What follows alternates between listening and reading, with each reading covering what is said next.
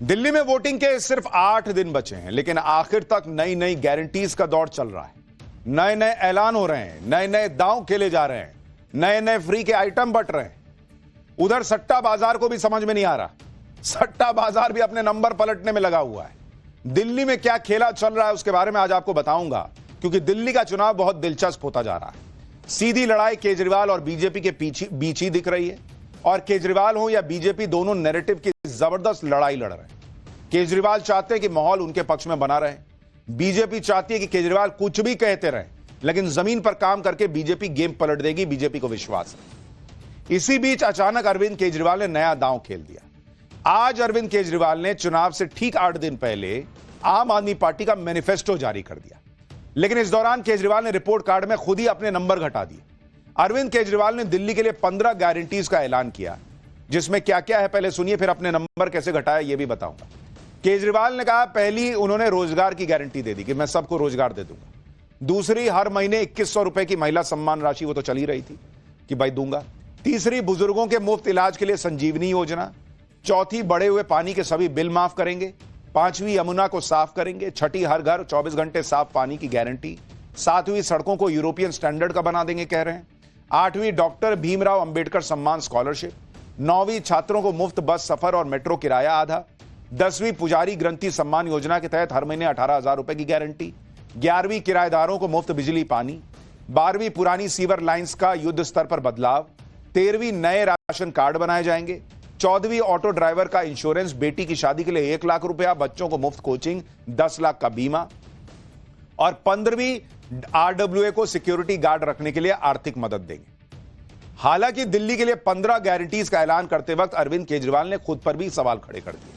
उन्होंने कहा कि 15 गारंटी में 3 गारंटी उन्होंने पिछले चुनाव में भी की थी, लेकिन उसको पूरा नहीं कर पाए। पहले अरविंद केजरीवाल को सुनिए, फिर आपको बताऊंगा उनकी रिपोर्ट कार्ड पर नई दिल्ली सीट से बीजेपी कैंडिडेट प्रवेश वर्मा ने क्या कहा। 2020 में मैंने कहा था हर घर में 24 घंटे पानी का इंतजाम करेंगे और साफ पानी का इंतजाम करेंगे। हमने कहा था यमुना साफ करेंगे। हमने कहा था दिल्ली की सड़कों को यूरोपियन स्टैंडर्ड का बनाएंगे, इतनी साफ सुथरी और शानदार सड़कें बनाएंगे कि कोई भी आए तो देखे भाई हाँ दिल्ली देश की राजधानी है, अच्छी लगती है, सुंदर लगती है। ये 3 गारंटी मैंने 2020 में दी थी। आज मैं सबके सामने कबूल कर रहा हूं कि ये 3 काम हम नहीं कर पाए पिछले 5 साल में। अरविंद केजरीवाल ने खुद ही गारंटी पूरी नहीं करने की बात कबूल कर ली, और उन्होंने कहा कि भाई बीच में कोविड आ गया 2.5 साल, और उसके बाद ये अरेस्ट का काम होता रहा, हम लोग जेल जाते रहे, इसलिए ये 3 काम नहीं हो पाए। भाई पब्लिक पूछेगी कि अरेस्ट तो आप पिछले साल हुए, ये पिछले चुनाव में थोड़ी था कि भाई सड़कें अच्छी कर देंगे, साफ पानी दे देंगे, यमुना साफ, ये तो पिछले 10 साल से चल रहा है, तब क्यों नहीं किए। और अगर अरेस्ट हो गए, कोरोना का जब संकट काल आया, 2.5 साल कोविड काल रहा, तो खुद ही कह रहे कि हमने लोगों को रोजगार दिया, तो जब रोजगार दे सकते थे तो यमुना भी साफ हो सकती थी, तो फिर साफ पानी भी पहुंच सकता था, तो फिर सड़कें भी बन सकती थी। तो कोविड पे डालना या फिर गिरफ्तारी हो गया, अब लोग कहेंगे कल को आप फिर अरेस्ट हो जाएगा, मान लीजिए सरकार बनने के बाद, तो फिर काम नहीं होगा। बीजेपी इसी बात पे घेर रही है केजरीवाल को। नई दिल्ली सीट से अरविंद केजरीवाल को चुनौती दे रहे बीजेपी कैंडिडेट प्रवेश वर्मा ने कह दिया कि हार दिखाई देने की वजह से अरविंद केजरीवाल हर रोज नए झूठ बोल रहे हैं। प्रवेश वर्मा को सुनिए, फिर आपको बताऊंगा दिल्ली के लिए हर रोज नए वादे कर रहे केजरीवाल को अमित शाह ने कैसे घेर लिया। जब उनको अपनी हार दिखाई दे रही है तो वो लगातार रोज नए झूठ, रोज नई सिग्नेचर, रोज नई कहानियां। केवल 12 दिन बचे हैं, दिल्ली में भारतीय जनता पार्टी की सरकार बनेगी। आज जो इन्होंने घोषणाएं करी हैं, पानी के गलत बिल माफ, तो आए कैसे भाई, ये तो आप ही का डिपार्टमेंट है। बिजली के गलत बिल माफ, ये तो आप ही का डिपार्टमेंट है, आए कैसे। सारी यमुना को साफ करेंगे, आपने आज तक नहीं की 11 साल में। आज भी केवल घोषणाएं करे जा रहे हैं। 11 साल में काम क्या किया उसकी तो कोई तस्वीर नहीं दिखाई दे रही किसी भी चुनाव प्रसार में।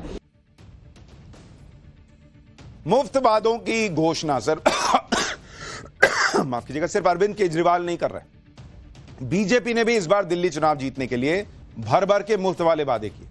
शनिवार को खुद गृह मंत्री अमित शाह ने बीजेपी के संकल्प पत्र का तीसरा पार्ट लॉन्च किया, जिसमें युवाओं को 50,000 नौकरी, छात्रों को मेट्रो में मुफ्त यात्रा, 5 लाख का मुफ्त इलाज समेत कई घोषणाएं थी। इस दौरान अमित शाह ने अरविंद केजरीवाल को झूठा कह दिया, कहा कि इनसे ज्यादा बड़ा झूठा मैंने देखा ही नहीं। सुनिए एक बार अमित शाह को। ऐसी सरकार श्री केजरीवाल दिल्ली में चला रहे हैं जो वादे करते हैं, पूरे नहीं करते हैं और फिर से झूठ के एक बहुत बड़े पुलिंदे के साथ, भोले से चेहरे के साथ जनता के सामने उपस्थित होते हैं। मेरे राजनीतिक जीवन में मैंने इस प्रकार से सफाई से झूठ बोलने वाला व्यक्ति मेरे जीवन में नहीं देखा है। और बोलने में, कठोर शब्द बोलने में मुझे कोई झिझक नहीं है, क्योंकि मैं कन्विंस हूं, मैं इससे कन्विंस हूं, इसलिए मैं कह रहा हूं। वोटिंग से पहले रिपोर्ट कार्ड में खुद के नंबर घटाने वाले अरविंद केजरीवाल ने वो ऐलान भी किया है जिसकी वजह से उनके सबसे करीबी माने जाने वाले मनीष सिसोदिया की विधानसभा सीट पर सवाल उठ गए। दरअसल अरविंद केजरीवाल जंगपुरा सीट पर मनीष सिसोदिया का प्रचार करने पहुंचे थे, जहां अरविंद केजरीवाल को यह कहना पड़ गया कि अगर मनीष सिसोदिया जीते तो उनका डिप्टी सीएम बनना तय है। एक बार सुनिए केजरीवाल ने बीच चुनाव क्यों डिप्टी सीएम तक की घोषणा कर दी, फिर इसकी वजह बताऊंगा कि क्यों उनको ऐसा करना पड़ा। मनीष जी आने वाली सरकार में फिर से डिप्टी सीएम बनेंगे। तो अगर आपकी विधानसभा, आपका एमएलए डिप्टी सीएम होगा तो सारे अधिकारी, सारे अफसर आपके फोन पे ही काम कर लेंगे।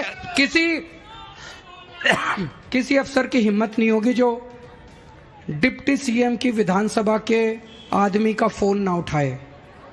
ये डिप्टी सीएम नहीं बनेंगे, आप सारे डिप्टी सीएम बनोगे, यहां का एक एक आदमी। अब इसमें दो प्रश्न हैं। अरविंद केजरीवाल कह रहे हैं कि डिप्टी सीएम का फोन जो है, या डिप्टी सीएम के इलाके के लोगों का फोन जो है, वो सुनते ही फोन पे ही अधिकारी जो है वो काम कर देते हैं। तो इसका मतलब फिर पटपड़गंज विधानसभा जहां से मनीष सिसोदिया पहले लड़ते थे, वहां भी पब्लिक का ऐसा ही रौला रहता होगा। तो फिर मनीष सिसोदिया ने सीट क्यों बदली, दूसरी जगह से क्यों लड़ रहे हैं? दूसरी बात, अरविंद केजरीवाल जिस तरह से बीच चुनाव में मनीष सिसोदिया को डिप्टी सीएम बता रहे हैं, उससे कई लोगों को यह लगता है इसका मतलब मनीष सिसोदिया की सीट फंसी हुई, और अरविंद केजरीवाल यह भरोसा दिलाना चाह रहे हैं लोगों को कि मनीष सिसोदिया को वोट कर देना, ये डिप्टी सीएम बनने वाले। इधर केजरीवाल अपनी गारंटियों की बात कर रहे थे तो उधर बीजेपी ने फिर से केजरीवाल को शीश महल के मुद्दे पर घेरा। बीजेपी शीश महल का नया वीडियो लेकर आई। इस वीडियो में बंगले में बने बड़े बड़े कमरे नजर आ रहे हैं, बड़े बाथरूम नजर आ रहे हैं, पर्दे भी दिख रहे हैं। बीजेपी की तरफ से जारी वीडियो में बंगले के बाहर से अंदर तक का हर हिस्सा दिखाया गया। Bedroom, drawing room, bathroom, gym सब नजर आ रहा है। मुख्यमंत्री पद से इस्तीफा देने के पहले तक अरविंद केजरीवाल इसी बंगले में रहते थे। बीजेपी का आरोप है कि केजरीवाल ने अपने सरकारी आवास में सुख सुविधाओं पर करोड़ों रुपए खर्च किए थे। एक बार सुनिए बीजेपी ने किस तरह अरविंद केजरीवाल पर हमला बोला है, फिर इस वीडियो को लेकर भी कुछ सवाल है वो भी पूछूंगा। ये हम विश्वास भी नहीं कर पाते हैं। 6 करोड़ के पर्दे कल टीवी पे चल रहा था। माननीय अध्यक्ष जी, कल जब टीवी पर ये चल रहा था, 72 ऐसे भूल गया। नहीं, बहुत बड़ी संख्या है। मुझे तो कभी कभी रहम आता है हमारे मीडिया भाइयों के ऊपर, क्या क्या दिखाएंगे ये भी। मतलब उस घर के हर कोने में हीरे जवाहरात लगे, अभी क्या क्या दिखाएंगे। इसलिए हमने जितना कहना था उतना ही कहा है। शीश महल तो पूरे विश्व में प्रसिद्ध हो चुका है। हालांकि इस वीडियो को देखने के बाद बीजेपी से भी कुछ प्रश्न पूछे जा रहे हैं। बीजेपी ने पहले तो कहा कि भाई कागज पे ये लिखा है, ऐसे लाखों के पर्दे, ऐसे 4 लाख का कमोड, टीवी वगैरह लगा है। बाद में चुनाव आते आते बीजेपी भावनाओं में बह गई और बोलने लगी सोने का कमोड लगा है, स्विमिंग पूल है। अब कुछ लोग ये भी पूछ रहे हैं कि इसमें वीडियो में स्विमिंग पूल तो दिख नहीं रहा, इसमें सोने का कमोड तो दिख नहीं रहा। तो बीजेपी ने जब नैरेटिव को अप करने के लिए ये बातें कही तो उसको लेकर भी सवाल खड़े हुए कि वो कहां है। 4 लाख के कमोड में ही लोग हैरान थे, सोने का कमोड बोलने लगे लोग। दिल्ली में अरविंद केजरीवाल को घेरने की कोशिश में जुटी बीजेपी को आज पंजाब में हुई एक घटना ने भी मौका दे दिया। बीजेपी ने आरोप लगाया कि आम आदमी पार्टी के संयोजक अरविंद केजरीवाल को डॉक्टर बाबा साहब अंबेडकर से नफरत है। बीजेपी ने पंजाब के अमृतसर में रविवार को बाबा साहब अंबेडकर की मूर्ति पर हमले को मुद्दा बनाया और आज दिल्ली में बीजेपी कार्यकर्ताओं ने अरविंद केजरीवाल के खिलाफ प्रदर्शन किया। बीजेपी ने आरोप लगाया कि अमृतसर में जो हुआ वो अरविंद केजरीवाल की मर्जी से हुआ। इस घटना के विरोध में बीजेपी ने अरविंद केजरीवाल के खिलाफ घोषणा पत्र भी जारी किया। सुनिए केजरीवाल के खिलाफ घोषणा पत्र जारी करते हुए संबित पात्रा क्या कह रहे हैं। आपदा की कारगुजारियों की घोषणा। केजरीवाल को बाबा साहेब अंबेडकर से है नफरत। अमृतसर में कोतवाली थाने के सामने बाबा साहेब अंबेडकर की मूर्ति तोड़ी गई। पंजाब में कानून व्यवस्था, कौमी अमन चैन सब ठप। केजरीवाल फेल। इनका असली चेहरा आपदा का है। Sale, jail, bail. पहले दिल्ली को बेचना, बेचने के जुर्म में जेल में जाना, फिर बेल में बाहर आना और चुनाव लड़ना, ये हकीकत है। बीजेपी केजरीवाल पर हमलावर है और हर तरफ से केजरीवाल को घेरने की कोशिश कर रही है, लेकिन सट्टा बाजार में अब भी केजरीवाल को ही बढ़त दिखाई दे रही है। दिल्ली चुनाव के लिए फलौदी सट्टा बाजार ने पहले जो अनुमान लगाया था, अब उसमें सट्टा बाजार ने थोड़ा बदलाव किया है।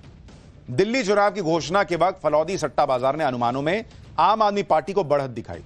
आम आदमी पार्टी को 70 में से 39 सीटों पर जीत मिलने की सट्टा बाजार को उम्मीद है, लेकिन फलौदी सट्टा बाजार के नए अनुमान में आम आदमी पार्टी की बढ़त और मजबूत हो गई है। फलौदी सट्टा बाजार के ताजा अनुमान में आम आदमी पार्टी को 70 में से 41 सीटें मिलने का अनुमान है।